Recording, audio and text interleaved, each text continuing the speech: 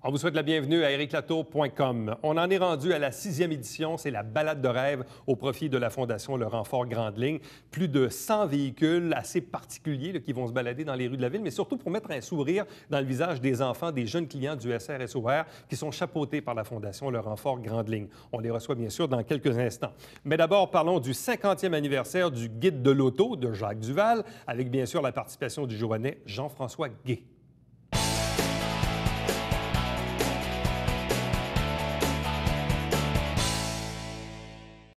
À chaque début septembre, c'est comme un pèlerinage, celui de l'automobile, du lancement du Guide de l'auto. Mais en plus de ça, cette année, c'est une année un peu particulière parce que c'est aussi la 50e édition du Guide de l'auto, version 2016 qu'on retrouve, avec entre autres, bien sûr, Jacques Duval, qui est associé évidemment depuis ses tout débuts, et Jean-François Gué, notre Joannais national, qui est là, mais lui, pas depuis les débuts.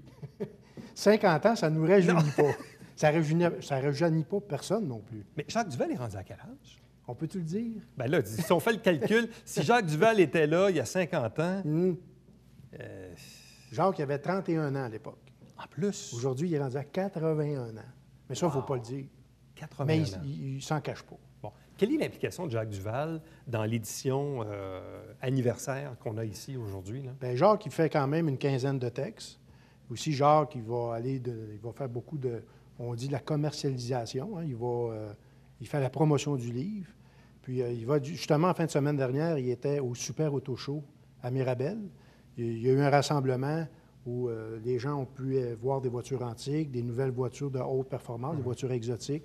Les gens ont pu essayer aussi des voitures neuves, essayer aussi des voitures avec des chroniqueurs automobiles, sur la piste là-bas à Icare, à Mirabel, puis même faire des tests d'accélération. Mais Jacques Duval était, si on veut, le porte-parole de cet événement-là. Mais Jacques Duval, il est en quelque sorte un peu le Félix Leclerc de la chronique automobile, c'est-à-dire qu'il a un peu créé le métier, comme René Lecavalier le fait en description hockey en français. Il a été un peu comme dans les premiers à faire de la chronique automobile comme on la connaît aujourd'hui. Oui, il a créé le métier. Jacques pourrait vous l'expliquer. À l'époque, il faisait, on se rappellera le cimetière du disque. Jacques est un animateur de télé, un animateur de radio. Et puis, à un moment donné, il y avait de la course automobile. Et puis, il n'y avait pas de commentateur francophone pour commenter la course automobile. C'était surtout du côté anglophone. On parle au Québec. Alors, à l'époque, les journalistes automobiles, les stations de télé, tout ça, avaient demandé à M. Duval, qui faisait de la course automobile, par contre, de commencer à commenter tout ça. Il a commenté la course automobile. Après ça, il y a eu l'émission « Prenez le volant » à Radio-Canada. Et puis là, bien, il y a eu l'idée. Ses proches ont eu l'idée. Ça lui a été suggéré de reprendre les textes qui étaient déjà écrits pour l'émission de télé pour en faire un petit bouquin. Finalement, c'est ça qui s'est passé. Puis de fil en aiguille, d'une année à l'autre, c'est devenu un livre qui se vend quasiment à 90 000 exemplaires à tous les ans. C'est quand même colossal au Québec. Pour une brique là, de cette qualité-là, au niveau de l'impression, c'est quand même impressionnant aujourd'hui, en 2015, alors qu'on est un peu à l'époque là, de l'Internet, des tablettes numériques, etc.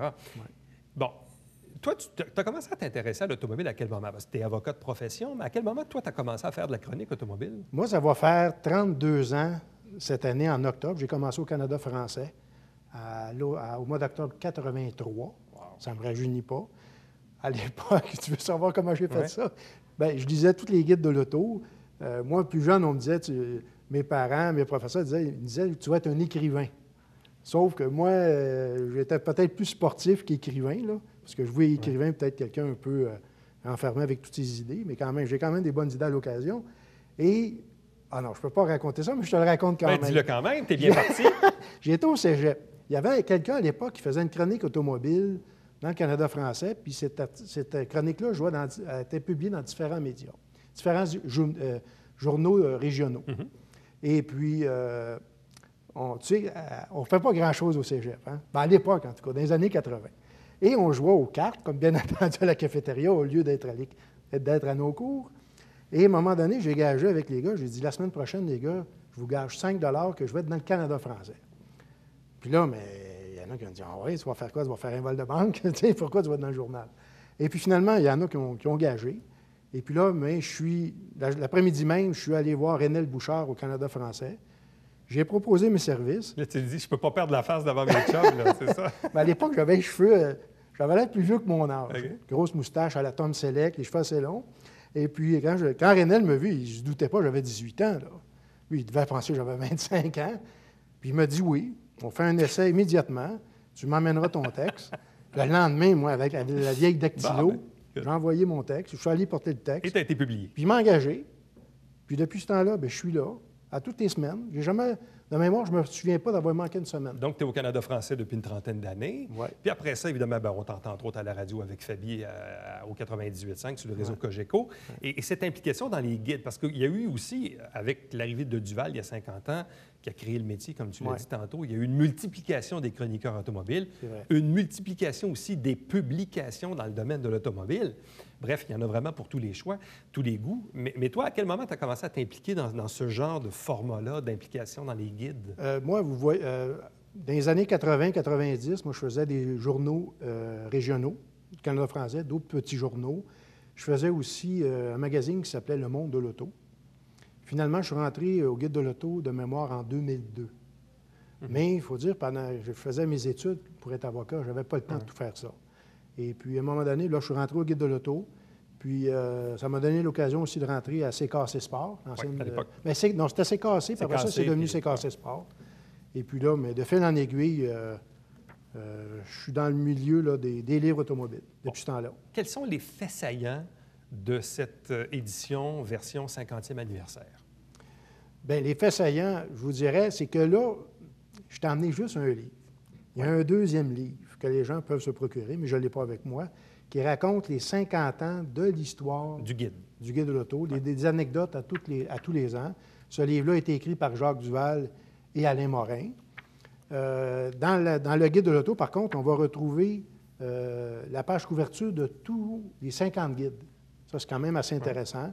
Il y a aussi un mot de Jacques Duval par rapport à son expérience des 50 dernières années. Mais par contre, il faut comprendre que le livre a plus de 600 pages, puis il y a quasiment 300 modèles. Fait qu'à un moment donné, si tu fais 3 matchs comparatifs, comme le guide fait à tous les ans, tu rajoutes les essais routiers, tout ça, il ne reste pas beaucoup de place. Il n'y a pas beaucoup de contenu, peut-être par rapport aux 50 ans. Mais c'est quand même une édition spéciale. Mais le deuxième livre, parce que tu peux acheter le guide, tu peux l'acheter aussi en coffret. Tu peux acheter les deux livres en même temps. Donc, c'est là que ça devient intéressant, je pense. Bon, et quand tu parles, entre autres, de matchs, il y a beaucoup de VUS sous-compacts, on dit, et je trouve ça intéressant, on dit « l'avenir est petit ». Puis je fais référence à un véhicule qu'on voit beaucoup dans les publicités, là, qui est le Mazda CX-3, qui est le plus petit des camions là, de Mazda. Mais je dis Mazda, mais ça pourrait être d'autres marques également. Tu as le Honda HR-V aussi. HR-V, bon. Visiblement, on dirait que plus les années avancent, oui, il y a l'arrivée des voitures électriques, les voitures hybrides, les véhicules compacts, les sous-compacts, les véhicules urbains, mais visiblement, puis il y avait les familiales dont on a parlé beaucoup, entre autres avec la caravane des années 80 avec Chrysler. Mais on dirait que la tendance dans le monde de l'automobile, c'est d'aller vers des véhicules plus petits, mais plus hauts. Un peu plus tout-terrain, un peu plus urbain. Bref, est-ce que c'est ça un peu la tendance de l'industrie? Bien, pour 2015, oui. Reste à savoir si ces véhicules-là, reste à savoir s'il va y avoir beaucoup d'acheteurs. Parce que tu te rappelleras, il y a quelques années, on avait les compacts, on a eu les sous-compacts, puis après ça, du côté des voitures, après ça, on a eu les citadines. Ouais. Les voitures urbaines. Je pense à la Smart. Je pense à la Fiat 500 notamment. Là, les constructeurs automobiles, eux, ils veulent diversifier l'offre pour avoir de plus en plus d'acheteurs. Puis là, ils sont allés vers les multisegments urbains. Ouais. Mais encore là, c'est des petits véhicules. Un CX-3 ou un Honda HR-V, quand la banquette arrière est relevée, tu regardes l'espace qu'il y a à l'arrière dans le coffre. C'est tout petit. C'est pour mettre une petite commande, si tu veux. Une petite épicerie. Ouais. Mais il reste à savoir, mais comme... Oui, vas-y. Mais en même temps, j'essaie de voir un peu, c'est quoi, qu'est-ce que les gens veulent? Qu'est-ce que le public veut? Puis le public, des fois, américain ou canadien, est différent aussi. Là. Oui. Au Québec, on veut une voiture qui est belle. Hein? On regarde surtout le prix. Puis on va regarder aussi la consommation de carburant. Ça, c'est bien important. Même si l'essence, la semaine, ça varie en c'est peut-être juste temporaire. C'est ça. Mais c'est sûr que ces 3 critères-là sont très, très importants. Parce que tu remarqueras que les petites voitures, ils ont quand même ils ont une belle mine. C'est des voitures qui ont une belle bouille. Si on va avec des petites questions en rafale. Disons que je veux m'acheter un pick-up, je prends quoi? Bien, il y a quelques années, je vous aurais dit, allez-y les yeux fermés avec le Ford F-150. Mais il faut dire que le Ram 1500, là, maintenant offre un moteur diesel. C'est très, très intéressant. Puis ce véhicule-là est beaucoup plus solide qu'il était. Le Ford est une nouvelle carrosserie en aluminium. C'est sûr que le véhicule est plus léger, ça consomme moins. Mais les coûts de réparation de ça, parce que les gens vont ces chantiers de construction, puis d'aluminium, là, c'est pas tous les carrossiers qui peuvent travailler là-dessus. Bon, si je veux m'acheter une voiture, une berline intermédiaire, je prends quoi? Berline intermédiaire, bien, moi, j'aime beaucoup la Honda Accord qui va être dévoilée bientôt là, dans les prochains salons automobiles. Bien, on a toujours des classiques, Ford Fusion, Toyota Camry, Nissan Altima. Il n'y a pas beaucoup de nouveautés là-dedans. Kia Optima, Hyundai Elantra. Okay. Tu sais, c'est du pareil au même. Je vous dirais, moi, il n'y a pas vraiment de véhicule là-dedans qui se démarque. Voiture familiale? Voiture familiale, t'entends-tu une vraie familiale ou un VUS? Ou un... Les deux, parce que tu as encore évidemment les caravanes. Là. Ouais. Moi, cette année, mon coup de cœur, je vous dirais, moi, c'est pour le Ford Edge, qui a été entièrement redessiné. Je suis très, très surpris de ce véhicule-là. La Dodge Grand Caravan, son avenir est incertain. Ah ouais. Son avenir est incertain. J'ai hâte de voir ce qui va être présenté au Salon de l'Auto de Détroit ou peut-être celui de Los Angeles au mois de novembre. Il y a toutes sortes de rumeurs à ce niveau-là. Il y a beaucoup de monde qui dit que c'est la dernière année de la Dodge Grand Caravan parce que la popularité des fourgonnettes n'est pas la même au Québec, au Canada, comme aux États-Unis. Mm-hmm. Chez nous, ça se vend bien. Aux États-Unis, ça se vend un peu moins. Le monde achète plus des gros VUS. Bon. Des petites voitures, là, des sous-compacts et des compacts, là. Bien, je vous dirais, moi, dans les voitures compactes, j'aime beaucoup la Mazda 3. Chevrolet Cruze va être nouvelle pour 2015. Elle va être dévoilée au prochain Salon de l'Auto de Los Angeles. Dans cette catégorie-là, on a la Mazda 3, Toyota Camry, c'est un Toyota Corolla plutôt. Corolla. C'est toujours un bon choix. Valeur sûre. Valeur sûre.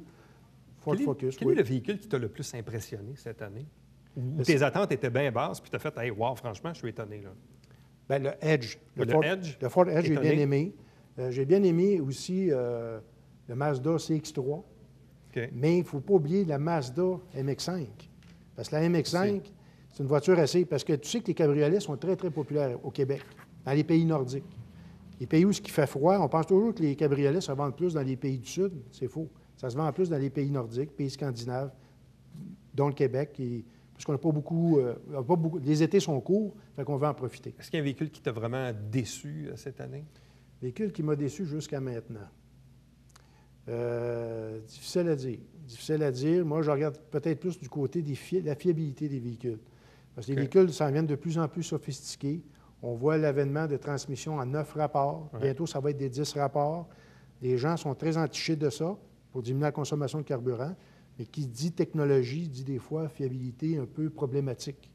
Ouais. Mais vous dire de même, brûle pour point, un véhicule qui m'a déçu, laisse-moi réfléchir, puis pose-moi une prochaine question, mais je vais y répondre. Bon. Guide de l'auto, évidemment, les gens peuvent se le procurer dès le maintenant. Donc, évidemment, on le retrouve un peu partout. Les gens, évidemment, ça s'adresse à qui comme public? Qui se procure ça? Bien, je vous dirais l'amateur. Il y a des gens qui font des collections du Guide de l'auto. On parle de 50 ans. Il y a des gens qui ont les 50 volumes dans leur bibliothèque. On pense aux acheteurs aussi parce que tu as les meilleurs achats. Dans chaque catégorie, on retrouve les 3 meilleurs achats, si on veut le premier, deuxième, troisième. Donc, ça devient intéressant. Puis c'est toujours intéressant aussi de vérifier la consommation de carburant puis les performances de chaque véhicule, les plus, les moins aussi pour chaque modèle qu'on retrouve. Donc, ça, je pense que c'est des informations pertinentes, intéressantes pour faire l'achat d'un nouveau véhicule. Bon. Et là, évidemment, l'entrevue qui va suivre la tienne, c'est évidemment sur la balade de rêve de la Fondation Le Renfort, dans laquelle tu t'impliques aussi avec certains véhiculs. Oui, cette année, j'ai inscrit 3 véhicules. Je voulais faire l'année des Pony Cars, des Muscle Cars. On va avoir, j'ai inscrit une Camaro SS, une Mustang GT et aussi une Challenger L4. OK, j'ai eu peur que tu allais amener une poney de Hyundai 85, là. Il y en a peut-être. Ouais. Il y en a peut-être. Il y en a qui ont bien entretenues. C'est une voiture de rêve, par contre.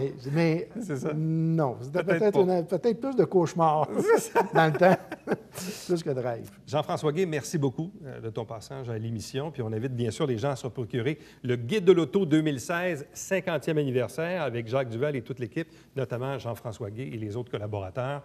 Évidemment, c'est un guide intéressant si vous désirez bien sûr vous procurer une voiture, un véhicule au cours de la prochaine année, ou même encore simplement par curiosité de voir un peu comment l'industrie évolue. C'est super intéressant.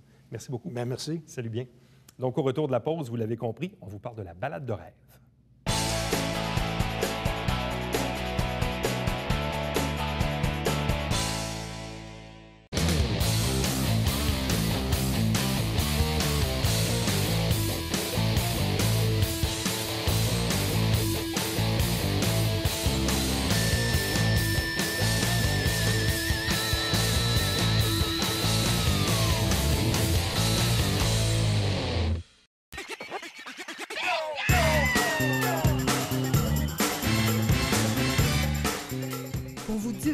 dans le confort de votre foyer.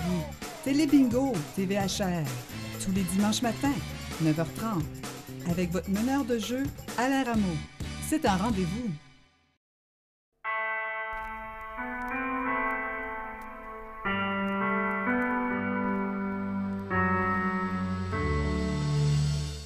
Coulisses Bêta, version 3.0, jeudi, 19h.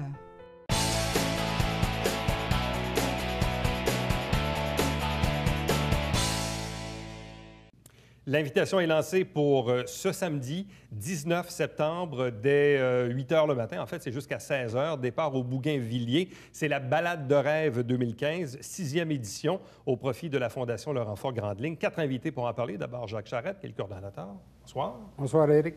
Philippe Lémerique, qui est président 2014-2015 pour le club Lyon-Saint-Jean-Iberville. Bonsoir à vous. Bonsoir, Éric. De même que Isabelle Branco, qui est directrice à l'École Marie de Rome et secrétaire trésorière à la Fondation Laurent Fort Grande Ligne. Bonsoir. Bonsoir, Éric. Et M. Jean-Pierre Hamel, qui est le directeur général du Canadian Tire de Saint-Jean-sur-Richelieu. Bonsoir à vous. Bonsoir, Éric. M. Jacques, c'est une belle activité. C'est une belle activité, premièrement, pour les jeunes qui y participent, puis probablement même pour les adultes qui conduisent les véhicules, puis pour le spectacle, puis pour le public aussi. C'est très beau à voir. Hein? Puis là, on est rendu à pas loin de 120 véhicules qui sont enregistrés actuellement. Et quand on voit ces 120 véhicules-là dans la cour, où est-ce qu'on est aux 4 différents endroits, ou que ce soit sur la route, quand on arrive sur un coin de rue, ça prend de la place. Mais comme tu dis, c'est tellement beau. Il y en a de tous les goûts.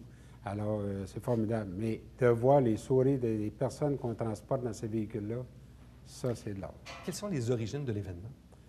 Oh, c'était une idée comme ça, moi, qui m'était passée par la tête. Il y a un ami qui m'avait offert, j'avais vu dans son garage, il y avait une belle Ferrari. Puis il m'avait dit, hey, Jacques, aimerais-tu ça faire un tour? J'ai dit, moi, pas nécessairement, mais j'ai dit, tu pourras faire plaisir à bien du monde que je connais, par exemple. Et là, je pensais à nos clients, ceux qui vivent avec une déficience intellectuelle ou un TSA, trouble du spectre de l'autisme. Alors, j'ai dit, ça, eux autres, ça, on pourrait leur faire un gros plaisir. Puis c'est à partir de là. Puis là, j'ai trouvé d'autres amis qui avaient des belles voitures. Puis on les a tous regroupés une journée. On avait commencé comme ça. Puis là, on se retrouve avec notre 6e édition et c'est rendu gros. C'est rendu très gros. Quelle a été justement l'évolution de la balade de rêve de la première à la 6e que vous allez présenter? La première, c'était juste un essai qu'on faisait. On est allé tourner jusqu'à Bedford. Puis on avait dîné au Palais Sucré, les Rabiats Palais Sucré. Ils nous avaient offert le dîner pour tout le groupe. Puis on ne ramassait pas d'argent à ce moment-là. On avait juste fait une activité, on voulait voir, puis moi, je voulais sonder pour voir comment ça irait. Et quand on est revenu de là, on a dit, il faut le refaire. L'année d'après, on ne l'a pas fait. Il y a eu une année qu'on n'a pas pu le faire. C'est l'inauguration de la Maison TED à l'Acadie. On avait trop d'activités reliées à ça, et c'était à l'automne. Alors, on a dit, on le fera l'année prochaine, et là, on ramassera des fonds. Et depuis ce temps-là, on y va avec des fonds. On a commencé par, c'est les chauffeurs qui se font appuyer, commanditer. Les gens qui payent pour eux, ils vont sur notre site puis ils appuient. Et depuis 3 ans, et là, on a ajouté les clubs de service à Saint-Jean qu'on a dit, regardez, vous aidez souvent à cette œuvre-là, on a une belle activité, puis on aimerait ça vous donner la visibilité. Philippe, quelle est l'implication du club Lyon-Saint-Jean-Iberville? On va dire primordial dans l'activité. C'est la 3e année qu'on est présent. Jacques est revenu nous voir cette année pour nous demander à nouveau notre aide. Et puis, c'est une participation quand même vraiment importante pour l'activité, pour la levée de fonds. L'implication, elle est à la fois financière, puis elle est aussi donc, à la fois avec l'implication de ses membres. Plusieurs de nos membres vont être présents pour l'activité, à la fois comme conducteurs avec certains de leurs véhicules, et puis surtout pour servir les repas aussi pendant cette journée-là. On va avoir 8 à 10 membres qui vont être présents ce matin-là. Bon. Isabelle, vous travaillez auprès des jeunes dans la vie de tous les jours, mais en même temps aussi, vous siégez comme administratrice sur le CA de la Fondation Laurent Fort Grande Ligne. Quelle est pour vous l'importance de cette fondation-là dans la communauté?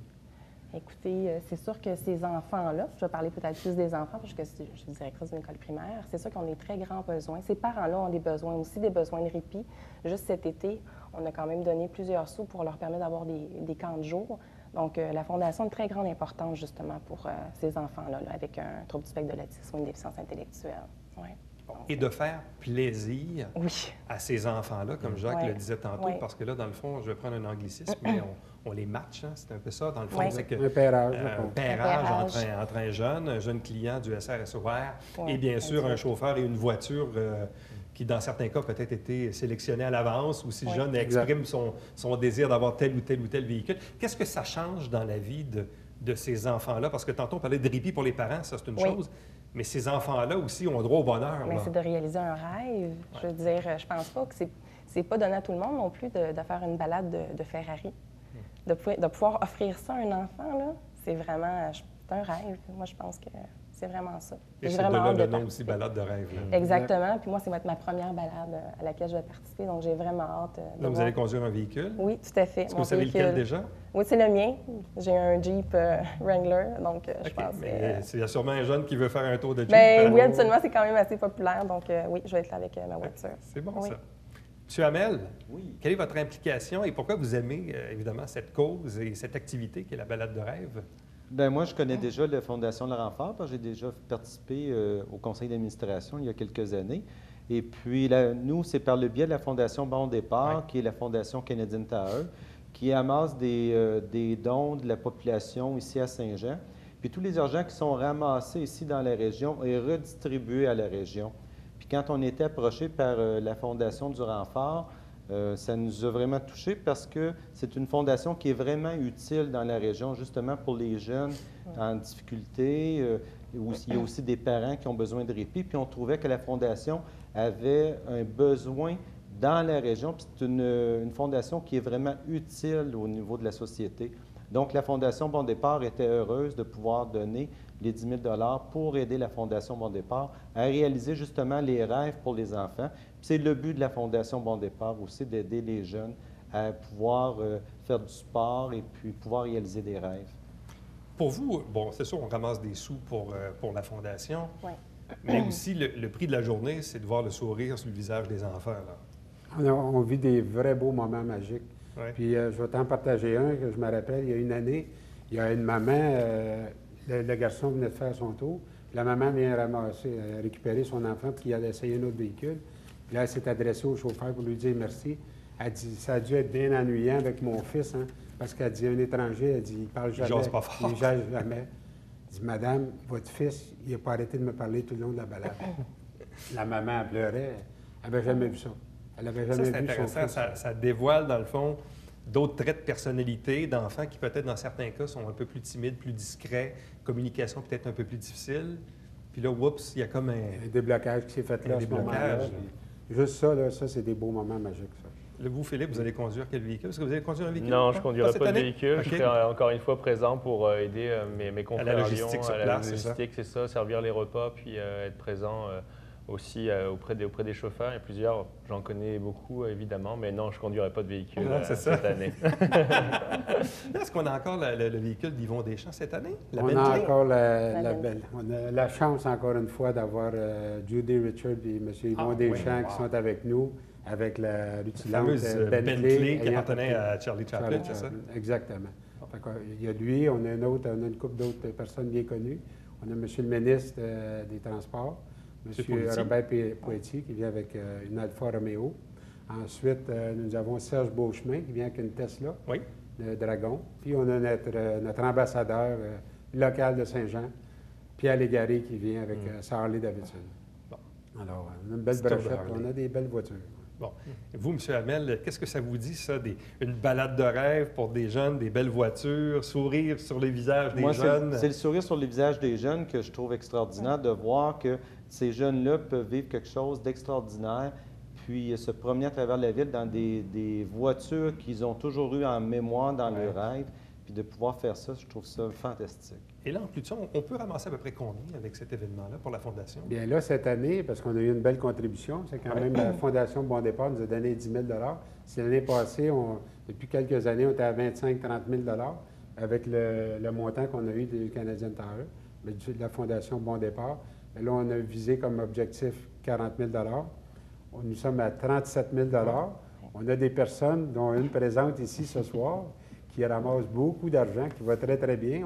On peut tout voir ça sur le site lerenfort.com parce qu'on voit tous les chauffeurs. Là, en plus, parce que c'est la secrétaire trésorière, donc elle intéresse, C'est ça, elle intéresse que exactement. l'argent rentre. Elle C'est sait ça. comment est-ce qu'on en a besoin. De prêcher par exactement. l'exemple. Exactement, oui. Un 40 000 dans la vie de la Fondation Le Renfort Grande Ligne, ça représente quoi?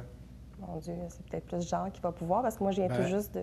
Je vais te donner juste comme exemple, là, cet été, là, à date, là, nous sommes rendus à 100 000 juste en répit et en camp. En camp de jour. Vous savez, un camp pour de ces personnes-là, c'est pas un camp, souvent c'est du 1 pour 1. C'est pas 10 moniteurs pour... c'est pas 10 enfants pour un moniteur. Hein? Donc, c'est des camps beaucoup plus dispendieux. Et c'est là qu'on aide des familles dans ce cas-là. Donc, un bel événement, puis ça ramasse des sous, puis ça met le sourire sur le visage des... Puis ce qui est bien important, il faut qu'il fasse beau. Oui. Souhaitons-le. Oui. Donc, samedi qui vient, 19 septembre, dès 8 h le matin jusqu'à 16 h, donc dans l'entourage du Bougainvilliers, c'est bien ça? Puis on se promène aussi un peu partout. Exactement. Du Bougainvilliers, on s'en va au Carrefour-La-Plante, au Collège militaire. Collège militaire, le nouvel endroit Saint-Luc, au Faubourg Saint-Jean, où est-ce qu'il y a la IGA Perrault-Gélida, excusez dans les noms. Mais l'autre fois, on a un élément nouveau cette année. On a un organisme qui nous aide, bon an, mal an, qui nous a donné jusqu'à 50 000 actuellement, qui s'appelle Le Support. Donc, ils vont être avec leur camion et on invite les gens, la population, s'ils ont des vêtements ou des choses qu'ils veulent donner, s'ils ne veulent pas nécessairement donner de l'argent, mais ne serait-ce, le camion va être là pour ramasser ces choses-là. À vous quatre, merci beaucoup. Bonne chance. Merci à vous. Merci. Restez avec nous au retour, c'est le Babillard quotidien.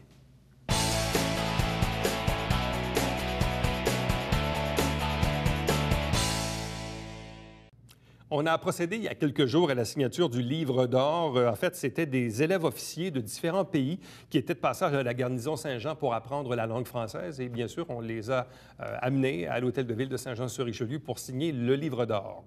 À chaque semaine, on vous présente des extraits du conseil municipal via l'émission Saint-Jean-sur-Richelieu qui reprend l'antenne comme les autres émissions de la grille. Vous avez la grille horaire à l'écran ou bien sûr l'émission est sur notre site web. Et ne manquez pas le Télébingo tous les dimanches matin 9h30 en direct avec 3 500 $ en prix, 30 dépositaires pour acheter vos livrets. Nous, on se retrouve demain. Bye-bye.